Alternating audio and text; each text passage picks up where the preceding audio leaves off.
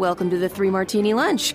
Grab a stool next to Greg Columbus of Radio America and Jim Garrity of National Review. Three Martinis coming up. Really glad you're with us for the Tuesday edition of the Three Martini Lunch. We trust you had a good weekend, and hopefully you found time yesterday to reflect and honor those who have paid the full sacrifice for the freedoms we enjoy every day. We do have two good martinis today to start our week. Two good martinis and a crazy. Jim, let's begin with the good. And I feel like this is shades of Wisconsin in the early days of Scott Walker with the Democratic tactics here. But the Republican majorities in Texas and Governor Abbott want to pass voter integrity legislation. And, of course, the Democrats, just like they did in Georgia, are calling it racist and Jim Crow 2.0 and on and on and on. And so the Democrats have just left. And so they weren't able to actually pass the legislation because the Democrats weren't there to keep the session moving forward. And now Texas Governor Greg Abbott is threatening to withhold their pay. He says no pay for those who abandon their responsibilities, which, as Jim will explain in a little bit, isn't as significant monetarily as you might think. But, Jim, we're talking about legislation which would do absolutely draconian things like prohibiting temporary polling places in tents. So no drive-through voting when there's not a pandemic, essentially. They will set times dictating when polling places can be open. I know that's just radical. It'll be a Class B misdemeanor for an election official to knowingly refuse to accept a poll watcher for service, and they would have to sign an oath attesting they won't disrupt the voting process or harass voters. There needs to be a paper trail for all votes. There needs to be a requirement to explain your disability if you're voting on the grounds that you have to vote remotely due to a disability. And it would make it a felony for a public official to solicit the submission of an application to vote by mail from a person who did not request them, because some states just did send those out to absolutely everybody, including Michigan last year, as we pointed out. And I got one at my mom's house, even though I haven't lived in Michigan for over 2 decades. So, Jim, what do you make of the Democratic tactics here, and what do you make of Greg Abbott's response? There are two separate, problems here. The first is, if you don't like the Texas bill, fine, but be honest about it. Maybe the most controversial provision in there is that it does allow voting on Sundays, but it says you can't start voting on Sundays until 1 p.m. Now, it says polls can't be open any later than 9 p.m., so theoretically a polling place could be open on Sunday for 8 hours. That seems like a lot of time. Greg, I don't know about you. My first thought was, what happens at 1 o'clock on Sundays? My guess is NFL games. So maybe they want Dallas Cowboy fans to stay home from early voting on Sundays. Maybe they want Houston Texan fans. I'm just kidding. There are no such thing as Houston Texan fans. Maybe this is some sort of effort. You can complain. You can say this is specious. You can say it's an effort to hinder souls to the polls efforts by African-American churches, and it can hinder. Yeah, okay, I guess, but you could still vote early on Sundays after 1 p.m. If you're trying to stop people from voting on Sundays, this law is a terrible way of doing it. If you're allowing polls to be open for 8 hours on Sundays, then you're not really restricting voting on Sundays. We can argue about whether it's you want them open at 9 o'clock in the morning or something like that. But the fact that they open at 1 o'clock does not strike me as justifying the Democratic rhetoric that this is Jim Crow 2.0 and other wildly hyperbolic denunciations of this. And the Democrats clearly want this legislation to be seen as draconian and scary and suppressing the right to vote and all the things we've been hearing. The other thing is that I went back in today's Morning Jolt, and if this does sound familiar to you, well, in fact, this happened in Texas back in 2003. I think the first case you can argue, significant case in the modern era, would be Oregon back in 2001, back when it was a group of state House Democrats who were leaving and were refusing to attend the chamber so that there could be a quorum.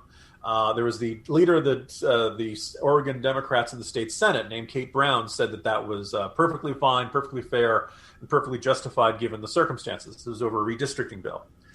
Fast forward to, say, 2019, and Kate Brown is now the Democratic governor of Oregon, and in fact, it's the Republicans in the state legislature who are trying to stay away and do that. And Kate Brown calls out the state troopers on them and says there's absolutely unacceptable. This is abandoning your duties to democracy, blah, blah, blah. So, your view on whether it's okay for a minority party in a state legislature to leave the chamber, leave the Capitol, or leave the state generally depends entirely on which party's doing it. That's kind of the argument we saw in Wisconsin back in 2011. They tried it in Oregon back then too. I feel like there's at least one other case on this, but we've seen Republicans do it more recently in Oregon. We've seen Democrats do it before then, and it's one of those things where, like, look, if you want to say this is nonsense, you should stay in the state capitol, you should do your duty, okay, I think that's fine. I also think you should support the filibuster in that circumstance. And both of these are methods used by the minority party to say, look, we don't like what you guys are going to try to pass. We don't have the votes to stop it. This is what we're going to do. Now, if you don't want the filibuster, okay, just recognize that there's a quorum in the Senate, too. And by the way, if you're going to try to get rid of the filibuster, trying to do it when you have a 50-50 split is just about the dumbest scenario I could possibly imagine. Because you could end up in the minority party after the next midterm, or even if somebody keels over, God forbid. So, kind of ridiculous here. I also would note that I applaud Greg Abbott for saying this is it, this is nonsense, come back, do your jobs, and he says he's going to shut off their salaries. We should point out that's not enormously a financial threat because they get paid $600 a month. Being a legislator in Texas is supposed to be a part-time gig. It's not supposed to be how you make your living. They do get $217, I think, as a per diem, which is, I mean, think about it. When your per diem is like a third of your monthly salary, that's actually pretty nice. And he says they're going to call him back for a special session. So it's likely that this legislation is delayed, not deterred. But there's this blatant, ridiculous contradiction in Democratic arguments on this versus the filibuster. We'll see how things shake out. But basically, the attitude of Democrats is our guys should be allowed to stop what's about to be passed by any way possible, but Republicans in the Senate should not be allowed to stop what's about to be passed by any way possible. It's, they refuse to live by a single standard, no matter the circumstances. Different tactics, but I believe this is how Wendy Davis rose to prominence for the little pink sneakers on the abortion legislation and ran out the clock on the regular session. And then I think it was Rick Perry, who was governor at that time, just called the special session and they passed the legislation anyway. So it's a good way to get attention, but it's not likely to actually stop this from becoming law. So apparently, Jim, before we had early voting, it must have been super duper racist, because if you were having a big fight over Sunday voting hours, I guess we're in a slightly different place than we were not that long ago. Clearly, if you're arguing about what hours it should be open on Sunday, well, clearly early voting is then permitted. It's not like, no early voting, everybody's got to show up on Election Day. So yeah, exactly. All right. Well, as long as there's craziness going on there, you want to protect the right to vote. You want to make sure that nobody's cheating. You know what else you want to protect? Your internet activity. Does it actually make sense that the same company who controls half of online retail also just passively eavesdrops on your private conversations at home? Yeah, it happens. What about the idea that a single company controls 90% of internet searches, runs your email service, gets to track everything you do on your smartphone? Big tech is more powerful than most countries are, and they profit by exploiting your personal data. It's time to put a layer of protection between your online activity and these tech juggernauts, and that's why you need to get ExpressVPN. Greg, it just dawned on me as you're reading that. Google, Amazon, all these other big companies, they don't even need to go to a FISA court now, do they? No, they don't. Of course, Now, of course, we've seen what an enormous roadblock the FISA court can be for law enforcement when it wants to listen to something, but that's another story. Think about how much of your life is on the internet. And sadly, every site you visit, every video you watch, every message you send gets tracked and data mined.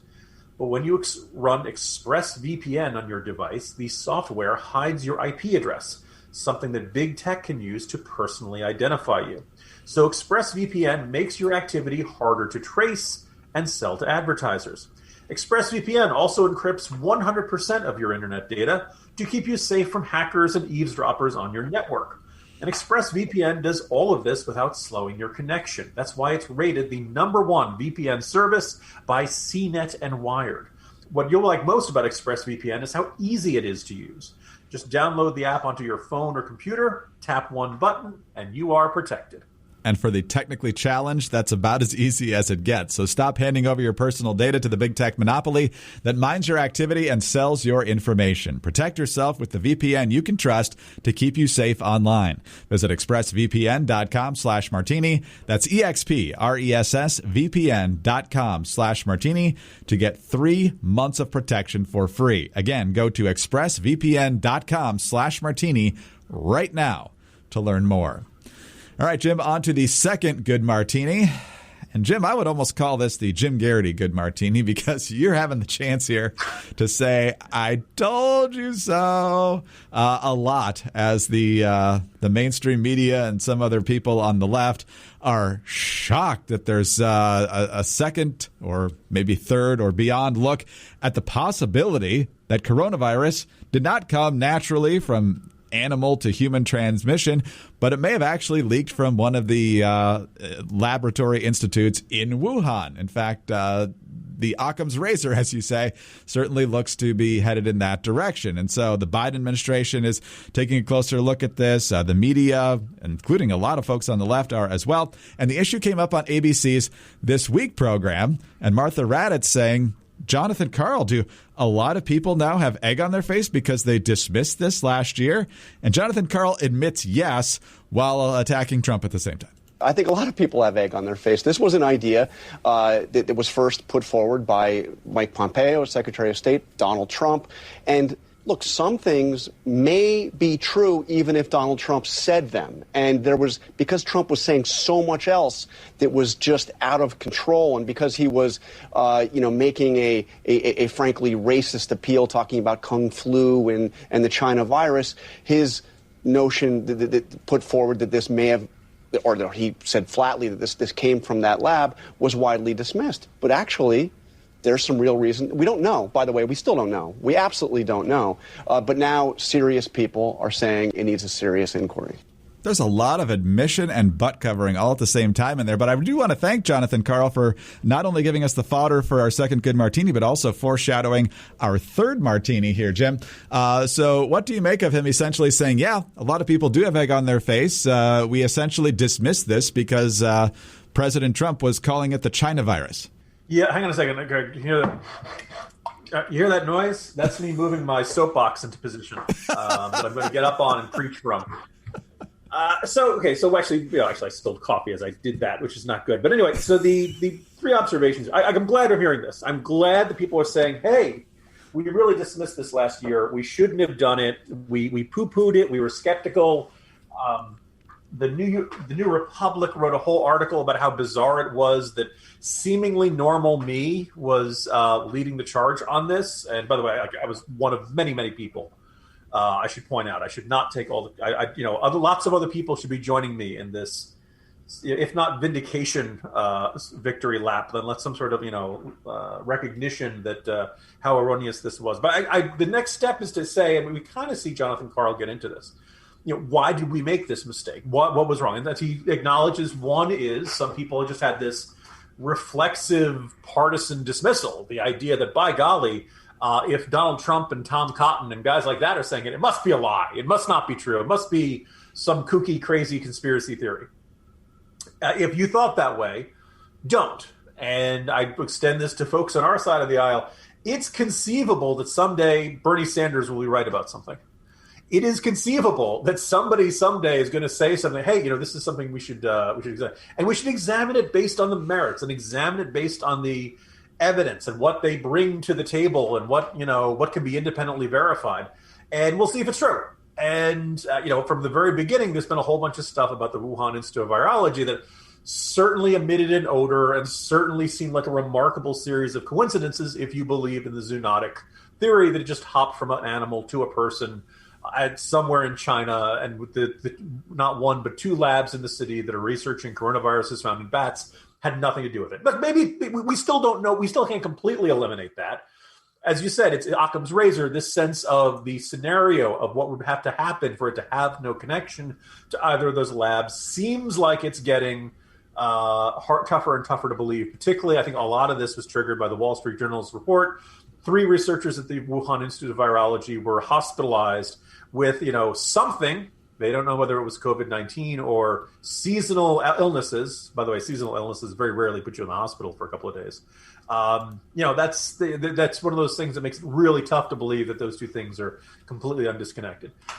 If you disbelieve the lab leak theory because you believe things the Chinese government says, please get your head examined. I suspect you've taken some sort of severe blow to the head, and you're now seeing coming to completely illogical conclusions. Then there's a third one that I've seen in a lot of the scientific journals, and I relate to it. I understand it. I still think it's wrong, however. And you see various scientists here in the United States and across the Western world looking at this and saying, well, now this couldn't really be true because we know those Chinese scientists. We've met them at conferences. We've read their research papers. They're good folks, and they just wouldn't lie about this. And I think scientists want to believe, one, that they're good and noble people, that they're trying to help the world by understanding the world better, and they put out their information out to the world. And they like to believe that scientists in other countries are the same.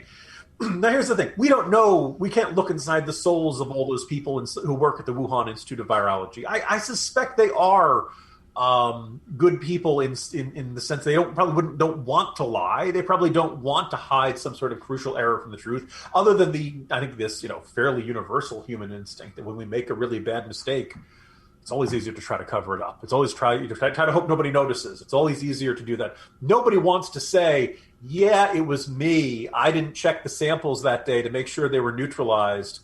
I think I came home with a virus. I stopped at the seafood market on the way home to pick up some shrimp or whatever. And that's how this, nobody wants to be the person who says, yeah, I'm the one who set off this global pandemic that's killed so many people. I don't know. The suspicion is we all know how the Chinese government works in every other aspect of life. They are authoritarian. They are totalitarian. And if you come out, you stand up against the Chinese government, they will get you, right? They will shut you down, both in terms of your career and in terms of your prospects. They'll go after your family. They will arrest you. They'll trump up these charges. Remember, Dr. Li Wenliang, the first doctor who was trying to warn people, saying, whoa, this is coming up from patients. I think this is really serious. This could be the next SARS. They dragged him into the police station and pressed him charges against him for spreading rumors. This is kind of how the Chinese government operates. And so the question is there somewhere in the Wuhan Institute of Virology some other Li Wenliang, some other doctor out there who knows the story and who would love to tell the world and who would like to say, yeah, we made a mistake, and ended up being a really consequential one. But he's terrified of saying it because of what the Chinese government would do to him. So there's that aspect of this whole dynamic. So I think if you're a scientist here in the West, you have to recognize a scientist over there in China is operating under very different rules and operating under very different pressures. And I don't think you can say, well, they're good people. I just don't think they would lie. Authoritarian regimes force people to lie. Authoritarian regimes force people to do things that they know are not right and not, the right thing to do, because everything is subservient to the whims of the state. So that's what I think is going on there. I'm glad Jonathan Karl made this statement. I'd like kind of a deeper exploration of this. I have a sneaking suspicion, though, Craig, that they feel like they've done their contrition and now it's time to go back to our old habits. Yeah, the apology section is not a long one, and it's usually buried at the bottom of section D53 or something like that. But a lot of soul searching could be done here on a lot of different levels, and of course it won't be. But let's talk about ways to get comfortable with your pillows. MyPillow is the way to go. We've talked about many of their different products, but the MyPillow is the original, and it's a great product. I've been using it since before they were a sponsor. There's no pillow I enjoy better. It's great support and very comfortable as well. And now the good news is that you can refresh the pillows of every room in your house because the premium MyPillow is at its lowest price ever. Their current offer is that for a limited time, you can get a queen-size premium MyPillow for just $29.98. And a king pillow is just $5 more. Now, these premium pillows never go flat, and they give you the best night's sleep every night. They're made in the United States. They have a 60-day money-back guarantee and a 1-year limited warranty. So go to MyPillow.com and click on the radio listeners square, enter the promo code Martini, or call 1-800-874-0104. Now, while you're there, take advantage of the deep discounts on all MyPillow products, including the Giza Dream bed sheets and the new My Slippers.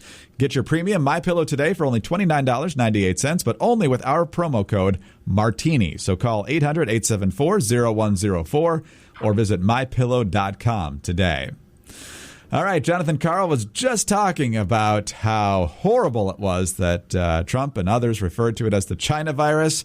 I don't know that Trump himself referred to it as Kung Flu. He might have. Somebody in the White House certainly did. I know that was a big controversy at one point. But the World Health Organization, Jim, did not like to call it that. And we were just joking, I think last week, about how it was okay to call it the UK variant, the Brazilian variant, the South African variant, but we still can't call it the Wuhan flu or the Wuhan virus or anything like that. Well, to make things consistent, the World Health Organization has now told us we can't do that either. And I'm sure the media will dutifully comply. This is from Fox News. The WHO rolled out a new naming system for tracking COVID-19 variants that the agency says creates, quote, easy to pronounce and non-stigmatizing labels for the new mutations. Going forward, the agency will use the letters of the Greek alphabet when discussing the variants rather than pangolineage, scientific names, or by referring to them by the country they were detected in, which the WHO says is stigmatizing and discriminatory. Quote, while they have their advantages, these scientific names can be difficult to say and recall and are prone to misreporting.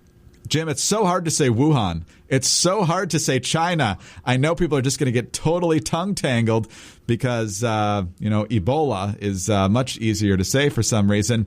So what do you make of the WHO covering itself in glory again here? So just to get this clear, in order to avoid confusion, they're going to use a system that uses the labels beta, theta, zeta, and eta. Yeah, there's no way that gets confusing. It's like, great. Instead of learning geography, now we're all going to sound like we're being attacked by a bunch of fraternities. By the way, what are they going to do when they come to the 14th letter of the Greek alphabet, which is Z, spelled X-I? Can we start on that one? Observe that, that's the same, the Chinese leader. Boy, that'll go over well in China. I'm sure they'll love. This is a huge improvement from where they're sitting. Look, the one advantage of the geographic label, you can call them anything. It's the same way we call hurricanes, right? Hurricanes just get labeled names. There's nothing scientific about they're just mutations of a virus. So there's really not like there's any you could call it Harry and Floyd if you wanted to, or something like that. That said, the geographic is at least you know where it originated from. It tells you one thing, telling you, did you hear about Harry? He got the beta virus. Your first thought is that he's just not that masculine. Did you hear about? You hear about Hank got the Omicron virus. That sounds really rough. That's pretty brutal there. I guess if somebody gets the Omega virus, that sounds really frightening and scary. That sounds like a pretty decent thriller novel there. Also, if it's down in Mexico and they're working with the cartels, if somebody gets the Zeta virus, could that lead to confusion? Just to hand it to me. Sad news out of the Marvel universe. Bruce Banner has been found tested positive for the Gamma virus. Who could have saw that coming? No, it's fun. I mean, you could be in late-stage hurricane season, where if you have a particularly active season, they also go to the Greek letters. So you could be suffering from, Delta while you're suffering meteorologically from Epsilon or something like that. I mean, it could be very, very confusing. Somebody's going to turn this into a meme, perhaps, Jim. But I'm just imagining some scientists bursting in and talking about how they're concerned about a particular variant. And it's going to be like the opening of Indiana Jones and the Last Crusade, where young Indy bursts into his father's study as he's studying the Holy Grail, of course. And he's trying to explain that he's just swiped the cross of Coronado. And his father says, count to 10. So he starts counting to 10 in English. And his father puts up a finger and says, in Greek.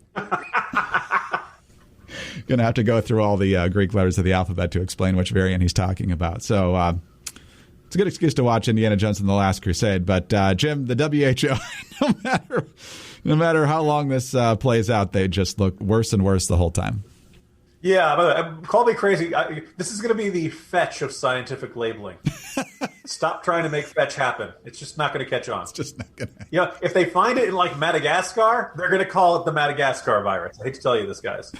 Particularly prevalent amongst animated circus animals.